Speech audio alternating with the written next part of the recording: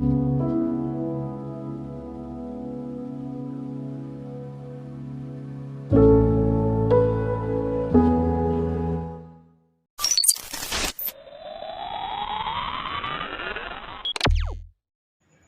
Friends, எல்லோரும் எப்படி இருக்கீங்க? நல்லா இருக்கீங்களா? ஃப்ரெண்ட்ஸ், சப்ஸ்கிரைப் பண்ணுங்கள். வீடியோ கடைசியில் ஸ்கிப் பண்ணாமல் பாருங்கள். சூடான ஆப்பமும் ஆட்டுக்கால் பாயாவும் டேஸ்ட்டு சும்மா வேறு லெவலுங்க. எப்படி செய்யணும்னு பார்க்கலாம் வாங்க ஃப்ரெண்ட்ஸ். நான் இன்றைக்கி 4 ஆட்டுக்கால் வாங்கி நல்லா நெருப்பில் வாட்டிட்டு மஞ்சள் பொடி போட்டு க்ளீன் பண்ணி எடுத்து வச்சுருக்கேன் ஃப்ரெண்ட்ஸ். இப்போ நம்ம ஆட்டுக்கால் பாயா எப்படி செய்யலாம்னு பார்க்கலாங்க ஃப்ரெண்ட்ஸ். ஆட்டுக்காலை இப்போ நம்ம குக்கரில் போட்டு வேக வச்சுக்கலாங்க. நல்லா ஒரு 3 பவுனி போல் தண்ணி ஊற்றிக்கலாம். நல்லா வேகிறதுக்காக 3 பவுனி போல் தண்ணி ஊற்றிட்டேங்க. ஒரு ஸ்பூன் இஞ்சி பூண்டு பேஸ்ட், 1 ஸ்பூன் மிளகாத்தூள்,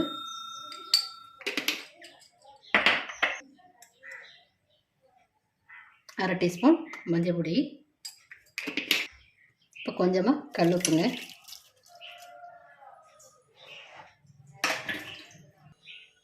அவ்வளோதாங்க. ஆட்டுக்காலில் சேர்க்க வேண்டியது எல்லாமே சேர்த்துட்டு உள்ள இப்போ குக்கரை மூடிட்டு ஒரு 10 விசில் போல் வச்சு வேக வச்சுட்டோன்னா ஆட்டுக்கால் நல்லா வெந்து வந்துடுங்க. வெந்ததுக்கப்புறம் அடுத்த ப்ராசஸ் இப்போ என்னென்னு பார்க்கலாம்.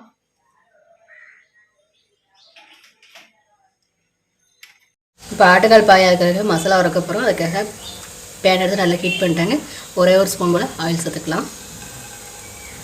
இப்போ ஆயில் நல்லா ஹீட் ஆகட்டும். இப்போ நம்ம சேர்த்துருந்த ஆயில் நல்லா ஹீட் ஆகிடுச்சுங்க. 1 ஸ்பூன் சோம்பு,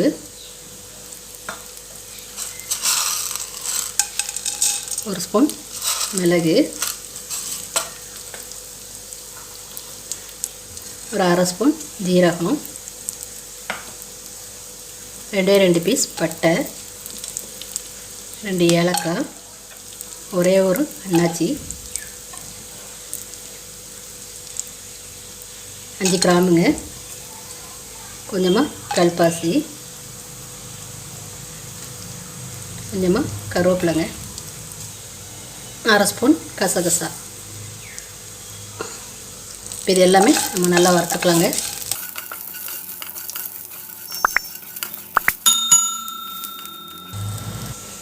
இப்போ எல்லாமே ஓரளவுக்கு கலர் மாதிரி வந்துடுச்சு. இந்த அளவுக்கு நம்ம வறுத்துட்டோம். அடுத்ததாக ஒரு சின்ன முறியாக 1/2 முறி தேங்காவை திருவி வச்சுருக்கேங்க. இதே இப்போ சேர்த்து வறுத்துக்கலாம் நல்லா.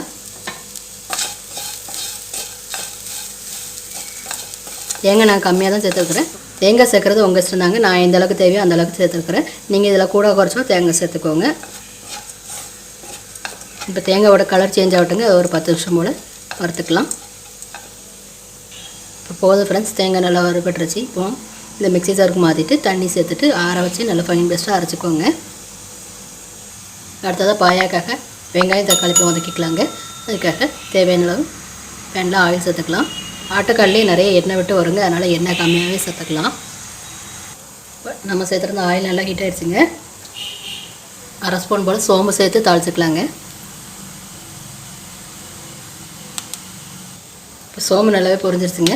இதில் ஒரு கொத்து கருவேப்பிலை,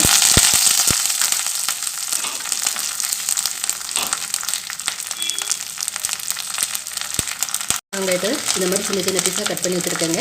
அதை உள்ளே சேர்த்துக்கலாம்.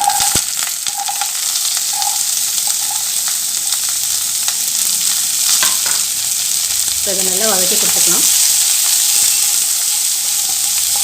சின்ன வெங்காயம் வதங்கி நல்லா கலர் சேஞ்சாக வரட்டும். அதை வர இதை நம்ம ஒன்று சேர நல்லா கலந்து கொடுத்துக்கலாங்க. சின்ன வெங்காயம் எந்த அளவுக்கு சேர்த்திங்கன்னா அந்தளவுக்கு குழம்பு ரொம்ப டேஸ்ட்டாக இருக்குங்க.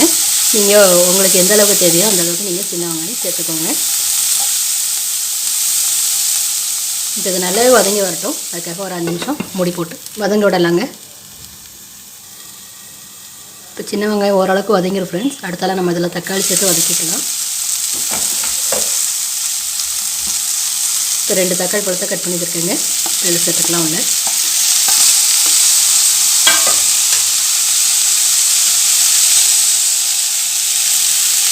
தக்காளி மசிஞ்சு வரதுக்காக உப்பு சேர்த்துக்கலாம்.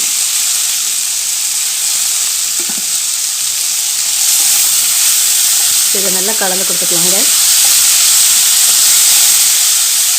தக்காளி நல்லா மசிஞ்சு நல்லா சாஃப்டாக வேகட்டும். அது வரை இதை நம்ம மூடி வச்சு வேக வச்சுக்கலாங்க.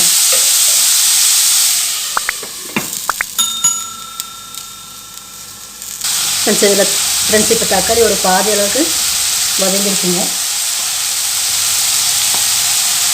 இதில் ஒரு அரை ஸ்பூன் போல் இஞ்சி பூண்டு பேஸ்ட் சேர்த்துக்கலாம்.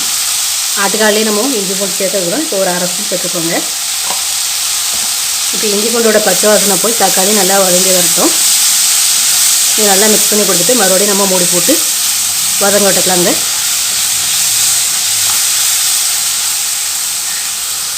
இப்போ தக்காளி நல்லா சாப்பிட்டு வதங்கிட்டுங்க. மூடி வச்சு வதங்க விட்டுக்கலாம். வெங்காயம் தக்காளி பழம் எந்த அளவுக்கு வதங்கிருக்குன்னு பார்க்கலாங்க.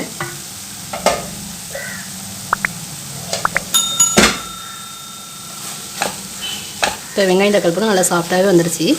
இப்போ நம்ம ஆட்டுக்காலும் நல்லா வந்துருச்சுங்க. இப்போ அது கூட இப்போ வதங்கிட்டு இருந்த வெங்காயம் தக்காளி பழத்தை வேக வச்ச ஆட்டுக்கால் பாயா கூட சேர்த்துக்கலாங்க. பாருங்கள், காலும் நல்லா வந்துருச்சு. எண்ணெயும் எவ்வளோ தெளிஞ்சு வந்துருக்குன்னு பாருங்கள். ஓகேவா, வதக்கி எடுத்த வெங்காயத்தை உள்ளே சேர்த்துக்கலாம்.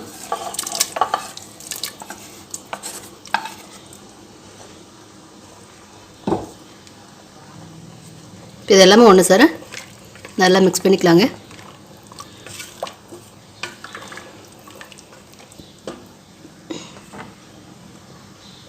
இப்போ நம்ம வதக்கி எடுத்த வெங்காயம் தக்காளி ஆட்டுக்கால் கூட நல்லா மிக்ஸ் ஆகணும்னா மறுபடியும் மூடி வச்சுட்டு ஒரு 2 விசில் வச்சு வேக வச்சுக்கலாங்க.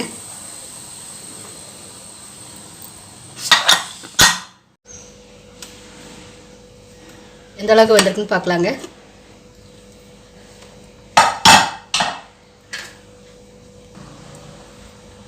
வெங்காயம் தக்காளி பழம் நம்ம ஏற்கனவே வதக்கி கொடுக்கும்போது நல்லா வெந்துருச்சு.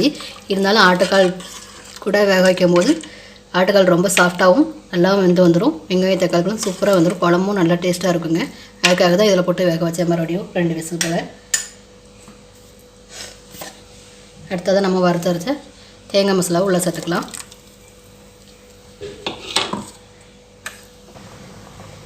இப்போ பாயாக்கு தேவையான அளவு தண்ணியும் சேர்த்துக்கலாங்க.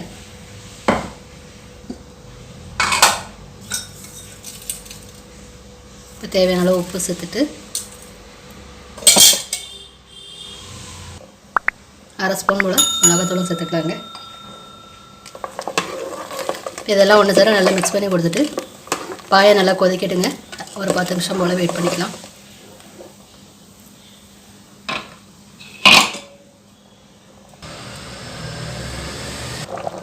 ஆட்டுக்கால் பாயை நல்லா கொதிச்சு ரெடி ஆகிட்டு இருக்குங்க.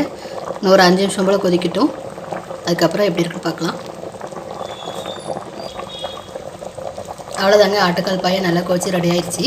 இந்த டைமில் நம்ம ஃப்ரெஷ்ஷான மல்லியிலையும் கூடயே கொஞ்சமாக கருவேப்பிலையும் மேலே தூவிட்டு ஆட்டுக்கால் பாயை இறக்கிக்கலாங்க. இப்போ ஆட்டுக்கால் பாயா ரெடி பண்ணிட்டேன் ஃப்ரெண்ட்ஸ். ஆட்டுக்கால் பாயா கொதிக்கும் போதே வீடு அப்படி ஒரு மனங்க. அடுத்ததாக ஆப்போசிட் வச்சுருக்கிறேன். ஆட்டுக்கால் பாயாவுக்கு ஆப்பம் சுட்டுடலாம்.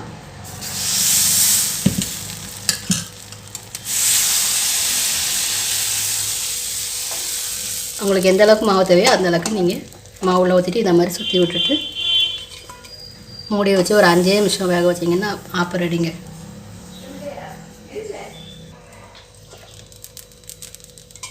ஃப்ரெண்ட்ஸ், ஆப்பம் எந்த அளவுக்கு ஓரத்தில் நல்லா கிறிஸ்பியாகவும் நல்லா உள்ளே சாஃப்டாகவும் வெந்துருச்சுங்க. இப்போ மெதுவாக எடுத்துக்கலாம்.